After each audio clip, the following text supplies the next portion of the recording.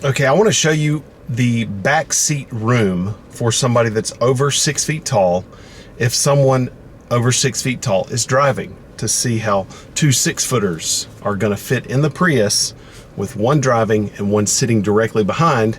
We're going to start that process from the driver's seat. So this is what it looks like when I'm sitting here. You can see my knee is a good bit away from the dash.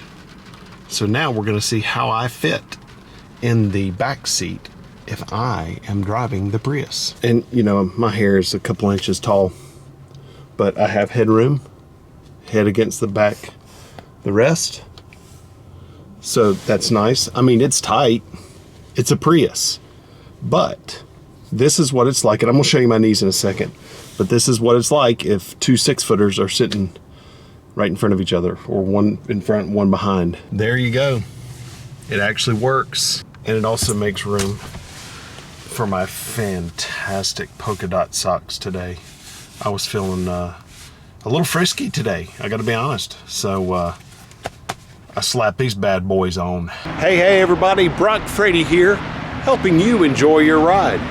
I'm here at Mid-State Toyota in Asheboro, North Carolina today to film the Toyota that I would buy if I was in the market for any Toyota vehicle. And I know you guys are probably gonna think I'm absolutely crazy because SUVs and trucks are just flying off the shelves, like literally right now. But that's the car I would buy. This is a 2021 Toyota Prius. This one is an XLE. It's like fully loaded. It's got all the cool stuff. We'll go over all those things. But right behind me there is my 2015 Toyota Prius with 165,000 miles on it. It's the best vehicle I've ever owned. I was in the car business for 15 years and I've owned 35 plus vehicles in my life, and that one is by far the best vehicle I've ever owned. There's a ton of reasons, and I'm sure one day I'll make a video to tell you why a Toyota Prius is my best car I've ever owned. But this one, and I know I'm gonna catch so much heat for this, go ahead, fill it up in the comments section, but that's the one I would buy if I was in the market for any Toyota vehicle. Not a Tacoma, not a Highlander or Tundra or any of that. That one. Here's why. I actually love the way this thing looks. Yes, it's not gonna win any beauty contests and all that stuff. It's not gonna win any car shows, and nobody's even gonna take a double look at or do a double take at this thing, but I actually do like the way it looks. It's probably because it's an upgrade from that. I like actually the way the creases in the hood are, and they kind of point down to the Toyota emblem right there. And as many of you probably know, whenever Toyota makes a hybrid, they put that blue inside the emblem, and that signifies that this one is indeed a hybrid. I love the LED headlights right up front. Those are nice and beautiful, nice and clean and clear. Fantastic. I like the way the lights look too. Just how they're kind of sweeping down from the fender down into the front fascia there. This one has park assist and all kinds of, you know, sensing systems in it to help you drive. But it even has a sensor right there on the, you know, the side there. There's also one on the back by the wheel well. But you have a ton of sensors up front. There's another one, another one, another one, another one, and then one there on the side. I also like the alloy wheels on this. You know, you don't really see alloy wheels that often on a Prius. This one's got a sunroof, and I love that. You don't really see Priuses that often with sunroofs, and this because this one is an XLE, so it's pretty loaded. You also see a triangle right there. We're gonna get into that. That's all part of your safety system stuff. This one also has rain sensing wipers, which is gonna be helpful for today because it's raining a little bit. You can tell it's kind of windy also, but rain sensing wipers, great feature. I love it. It's kind of weird to me to see XLE on the back of a Prius, but I like it. I like how they're kind of dressing them up, loading them down with more features as well. Also, you know, I pointed out that sensor there. There's one, there's another, and finally the one on the other side. Take a look at this back light.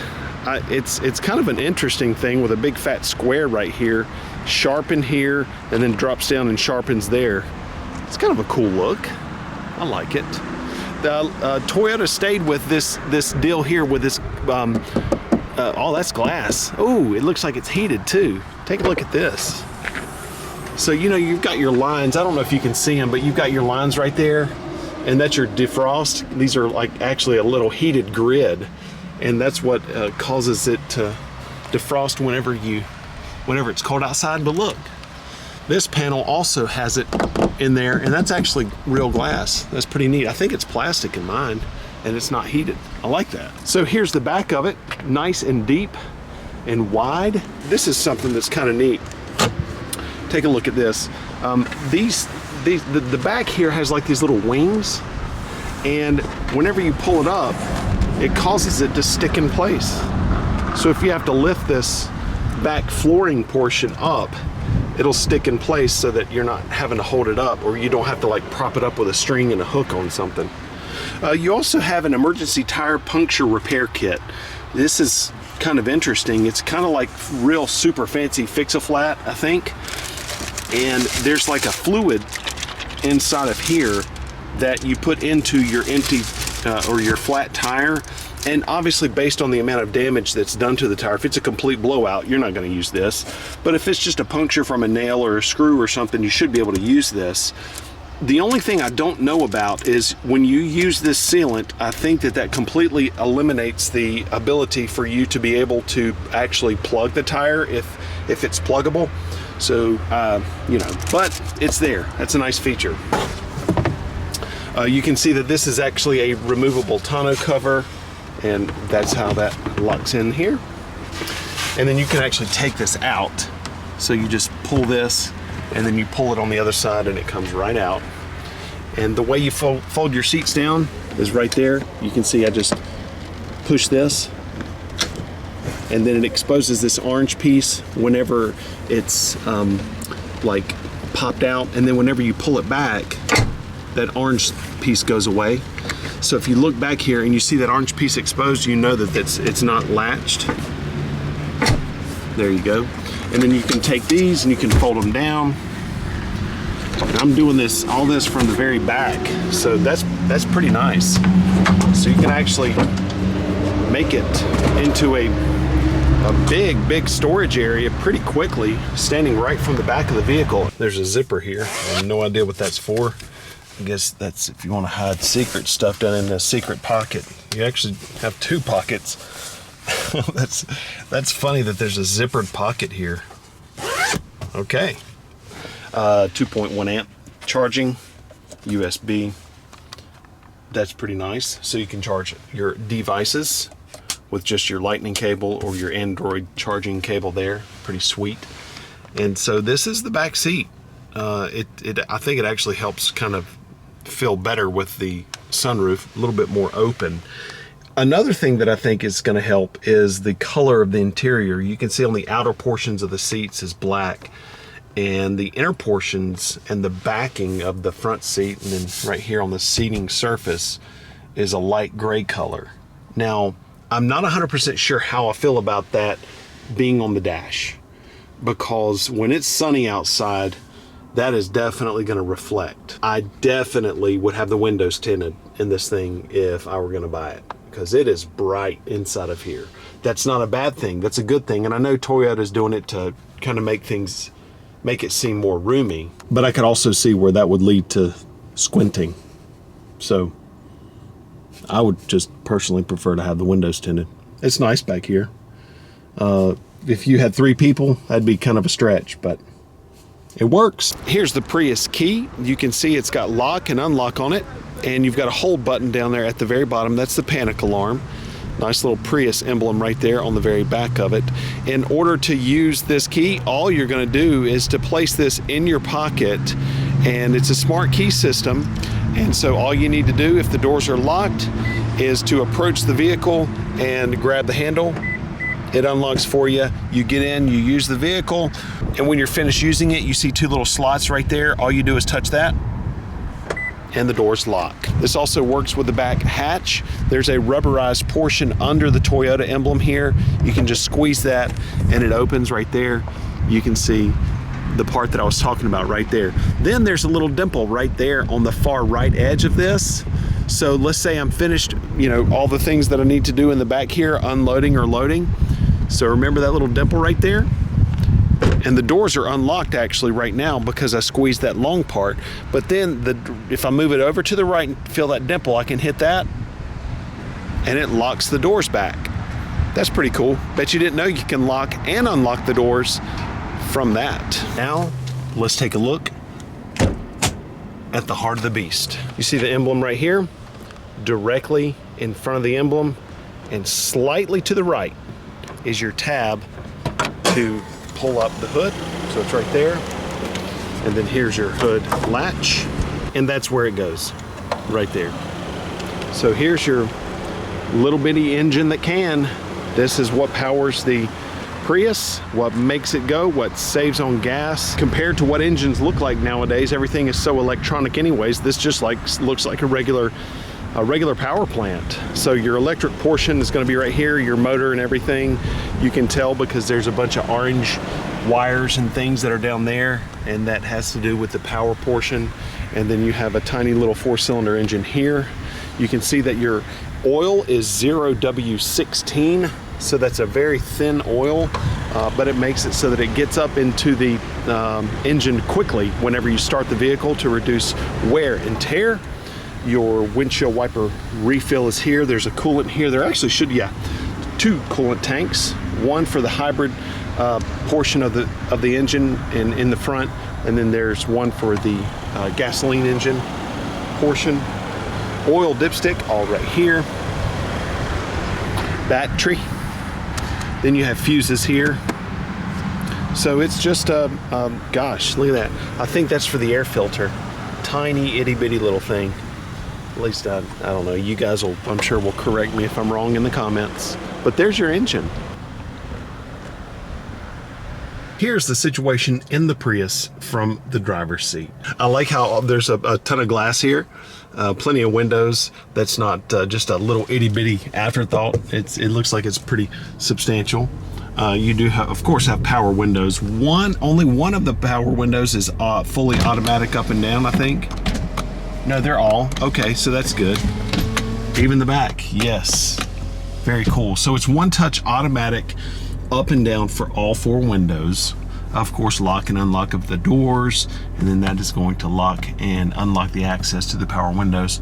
Power mirrors there, so when you turn it to the left, you can move it up and down and left and right and everything, and adjust your mirrors right there. On this panel here is going to be gauge brightness, and then this is like a parallel parking assist setting. Pretty cool. Traction control off. And then you have automatic high beams. This is a great feature. I recommend keeping this on because when automatic high beams is on, all you do is take your stalk here and you turn this to automatic, and then you can push that stalk forward, lock it forward, and then your headlights will cut on automatically at night. And then when the Prius senses that there are no other cars around, this being engaged is going to allow your automatic high beams to cut on, and that's super helpful. Gas pop, and then that's your hood release. Little pocket right here, that's nice, with a place for a bottle, water bottle. The front side of the steering wheel is going to be audio things here, Bluetooth, and voice commands. And then over on the right side is going to be like safety features, heated steering wheel, a back arrow, and a multi-directional keypad. And this whole button here is going to have to do with things that are in the dash and also on this beautiful display screen right there. You also have automatic rain sensing wipers, and that's really nice. You can see where it says auto here and then mist. So the default position for this stalk is off. So it's always going to be in off unless you manually engage it in auto. And the wiper's just wiped once whenever you put it in auto to let you know it's a confirmation that it is in fact in auto. And auto means that whenever it starts to rain, they will cut on automatically. And the reason it is able to do that is because there's a sensor up here in this big box, and that watches the windshield for rain. And whenever it actually senses a rain droplet hit that sensor and the light breaks, then they will cut on automatically. And then right here it says low and high. So you can see that's low, there's high, back to auto. And then this auto portion here controls the sensitivity and the speed of the automatic rain sensing wipers. And then this portion here is for the back wiper. So you can turn it on intermittent and on continuously. And then you can actually pull this stalk toward you to wash the front glass off. You can push it away from you to wash the back glass off. With mode right here on the front side of the steering wheel, you can press mode and it will allow you to go between AM, FM, XM, Bluetooth. All of your different audio modes are going to be right there. Then you can raise and lower the volume of the radio here, and then right here are your arrows. So this is like preset station scan. So if you have stations memorized, FM, AM, in the system, you can go there. You can also scan by track, or if you're listening to XM radio, you can also scan there. And then trip, whenever you press trip, that pops up a little monitor. You can see your trip monitor right there. So I'm pressing trip on the steering wheel. So it has 258 miles left on the tank. All right, so in order to reset that, you can see where it says trip A right there. You can press and hold trip and it resets it. I always recommend doing that after you get gas, so that you can keep an accurate log of what kind of mileage you're getting. It'll let you know how many miles you're getting on a tank, and you can do all kinds of cool stuff there. This multi-directional keypad allows you to go up and down and left and right. And anytime you actually want to make a selection, you press the middle. So let's take a look at that. Okay, so right now I'm starting in the very first screen, and that's the energy monitor screen. So while you're driving, you can see on the far left of that display is like the engine and electric portion. In the middle of that display of the car is the electric motor, and in the back is the battery pack. So while you're driving, it's going to let you know the relationship between the engine and the battery and the electric motor, and how they're working to power the vehicle or to also charge the battery. It has a feature called regenerative braking. So when you coast, so when you let your foot off of the gas, it causes energy to go back into the battery pack to charge itself. And then when you put your foot on the brake, it also does the same thing to allow the vehicle to charge itself as well. So this is a self-charging hybrid vehicle. Pretty cool. I just pressed the right arrow on the on this multi-directional keypad, and then now I'm actually going to press the center button. Oh, and nothing happens. So that's your energy monitor. And then there's your clock. I like that. It's just got a regular clock right there, and I can press the middle button and easily adjust the clock right there. Pressing left. So that's actually super easy. Then I'm going to press the back arrow, and then I'm going to press right again. There's your climate. Right now I'm setting the temperature by pressing left and right. Setting the inside temperature, I press down, and that allows me to control the fan direction. Press down again. Hear that? That allows me to manually control the fan speed. This is really nice. So I'm able to control the complete climate system of the vehicle with just these 4 arrows. Climate control normal or eco. So normal is just like the name implies, normal climate control. Eco makes it so that it's more fuel efficient for driving. So whenever it's on eco climate control, there's going to be less air that comes out of the climate control system, but it's going to make it more fuel efficient. And you can tell that by seeing score on the left side. You see where it says score, it's got a fan, a person, and then a little blocks. So when I press left to go to normal, or press right, I'm sorry, it lowers my eco score. Then I press right, it raises my eco score. So that's really neat. So if you're in eco mode on your climate system, it's more fuel efficient. Pretty cool. Pressing the back arrow again. And then this is going to be radar cruise control, lane keep assist, and things of that nature. So I just pressed the cruise stalk, and let me show you where that is. And right here is the cruise stalk. You can see it's just below the wiper stalk.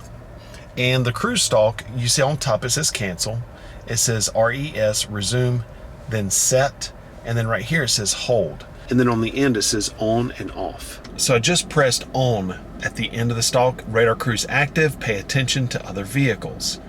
Now I can press, now it says set and off.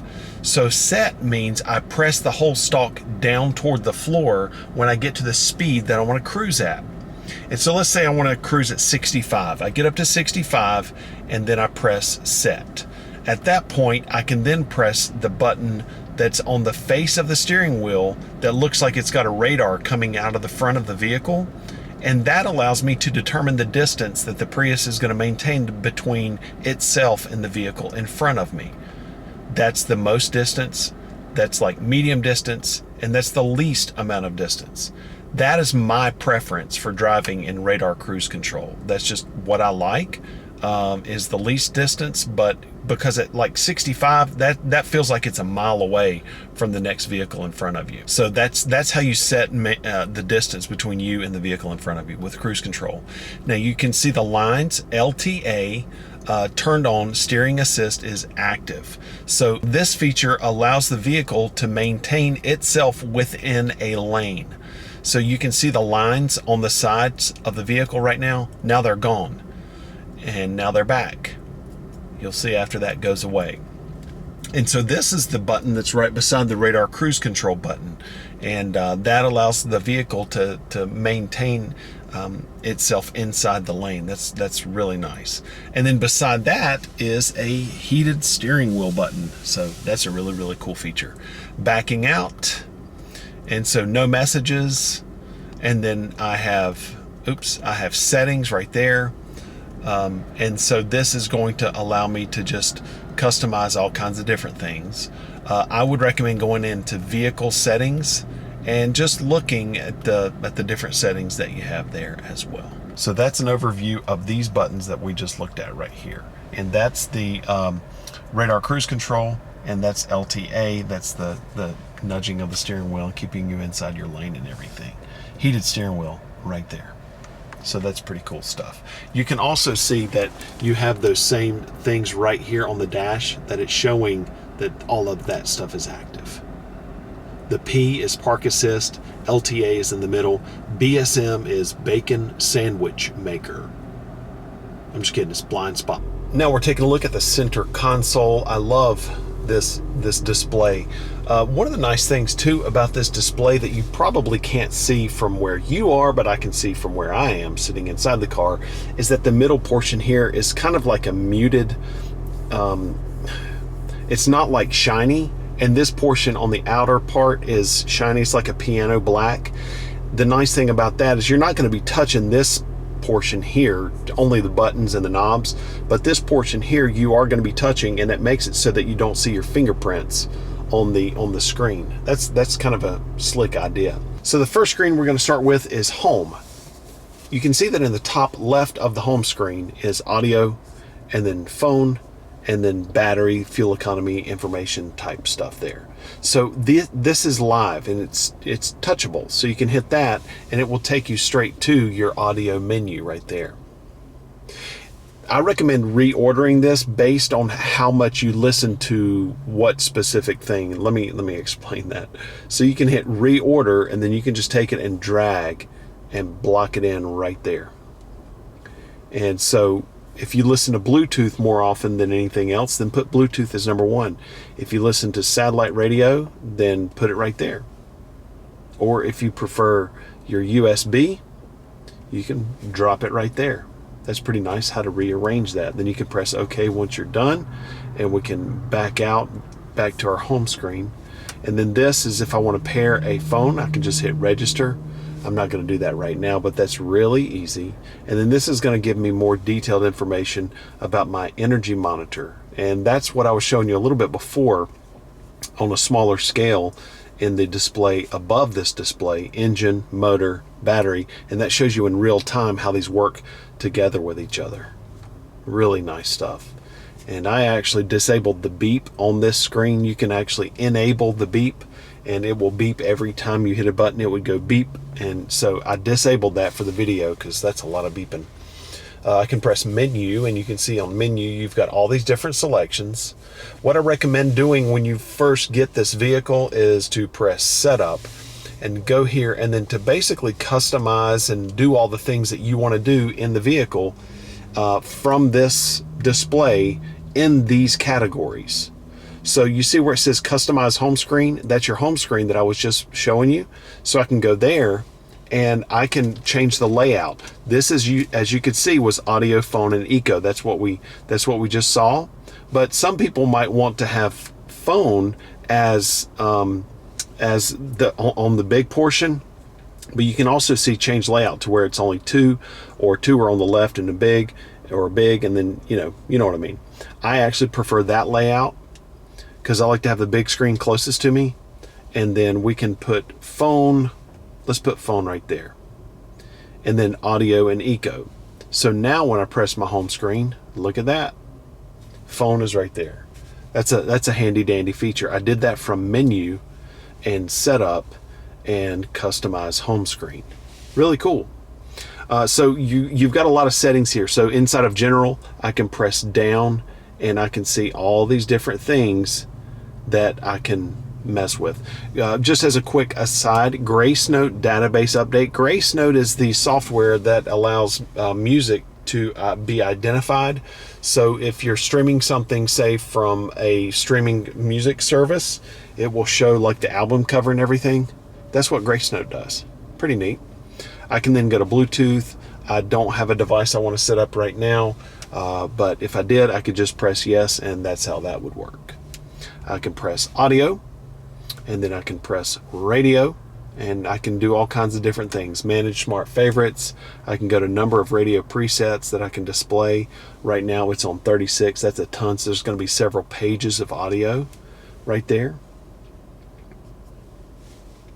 Display cover art, and then see what I was talking about, Grace Note just now, priority of display. So that displays the cover art for music. And then phone is right there. And then voice. This is where I can basically train. If I want to, I can train the vehicle on my voice and how to effectively understand what I'm saying to it. And then there's a voice recognition tutorial. I would really recommend doing the voice recognition tutorial so that you know how to most effectively communicate with the car. This one is to train the car how to work with you. This one is to train you how to work with the car. It's worth it. Just do it. Pretty nice. Vehicle setup, vehicle customization, and let's go to door lock settings. This is all really, really nice stuff. And it only takes just a second to set this stuff up. One of the things is automatic door lock and then automatic door unlock. So right now what this is saying is that it's automatically going to lock the door when you shift it from park. So you shift it from park, it's going to automatically lock the doors. That's a nice feature. And then automatic door unlock. When let's just say you're driving and you arrive at your destination and you put the vehicle in park, it's going to automatically unlock the doors. I don't necessarily like that setting. That's always the factory default from Toyota. The setting that I like is to actually cut that off. So here's the way this is going to work now. It's going to automatically lock the doors when I go to away from park. So if I put it in drive, it's going to automatically lock the doors, and then that's it. The doors are going to stay locked until I unlock them or I get out of the vehicle. The reason I don't want it to unlock automatically by shifting away from park is because let's say I pull up to my destination and it's nighttime and I'm not ready to get out of the vehicle yet. I still have to make a call or, whatever. I don't want to be sitting in an unlocked car in a dark parking lot. That's just my personal preference. So I would go here, automatic door unlock, and if that says off, to me, that's my personal preference. So that's that. And then these all have to do with door locks and locking and unlocking of the doors. Auto relock timer. So if you accidentally hit unlock on your key fob, it's going to automatically lock the doors back in 1 minute. Audio is here. Then there's map. Navigation app is not installed, and go ahead and check out the Toyota website. Seek and track. Bluetooth, that's where you're going to register your phone. And then apps, you have to download the some stuff in order for this to work. Volume, tune and scroll. So that's all very, very cool stuff. Right now we're looking at the climate system, and you can see auto here. Whenever this is depressed, it will light up and it will automatically maintain this cabin temperature. See that? So if I press auto, it's going to set the temperature of the cabin to 68 degrees. It makes it work like the central air in your house. Nice feature. Front defrost, rear defrost, and side mirror defrost. That's nice. And then this cuts the whole system off. This is how you manually control the temperature of the cabin. You can see that. And then this is how you manually control the fan speed. And you see I'm in eco mode. We talked about that before. This is fan direction.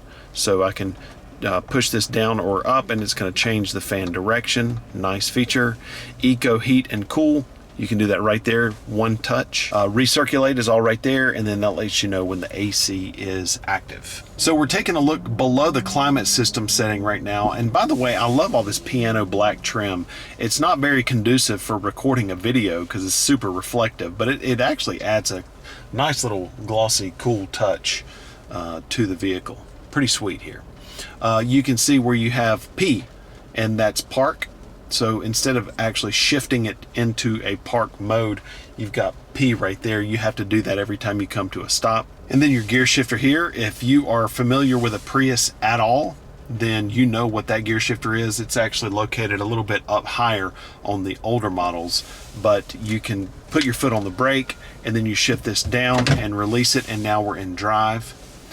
You can shift it over to the left and hold it, and it puts it in neutral. Then you can shift it over to the left and up and release, and it goes into reverse. Then you see your backup camera here, and then you can hear like a noisemaker on the outside. Now this noisemaker thing I just talked about, I said you can hear the noisemaker on the outside. Here's what I mean by that. Whenever you put the car in reverse, there is a thing that's on the outside of the vehicle. I think it's actually inside like the front bumper, maybe also one in the rear. I'm not 100% sure, but it makes kind of like a sound. And the reason for that is for people that are blind. And if you're driving at lower speeds or you're in reverse and they can't hear the vehicle because it's a hybrid and there's no engine running for them to hear, that noise is there to protect them. So if you get one of these and you're like, wait, my car's making funky noises on the outside, if it's that noise, that's by design. It's a great safety feature. And now let's take a look at drive mode. Drive mode is a pretty neat feature because it allows you to go from power to eco to normal. And so I'm going to put it in normal mode right now, and I'll show you how I know it's in normal mode. So you'll press this button and then you see this right here pop up. It says normal, power, eco. All right, normal, power, eco. And then you can see over here on the left above the speedometer it says eco, power, eco. Okay, so normal mode is just normal mode. Normal is actually kind of a combination between power and eco. Power mode is, it makes the gas pedal more sensitive, so when you take off, you can actually feel more power coming to the wheels. It makes it actually feel faster, gives kind of greater bandwidth to the electricity of the vehicle, more electricity. And then eco mode, it actually does the opposite of power mode, so it kind of takes away from the power. In fact, you have to actually push the gas pedal down further to achieve speed whenever you're in eco mode. Eco mode is also going to take away a little bit of fan speed from your climate control system to make it more fuel efficient. So those are drive modes right there. My car has that. I have a 2015 and I always drive it in the eco mode.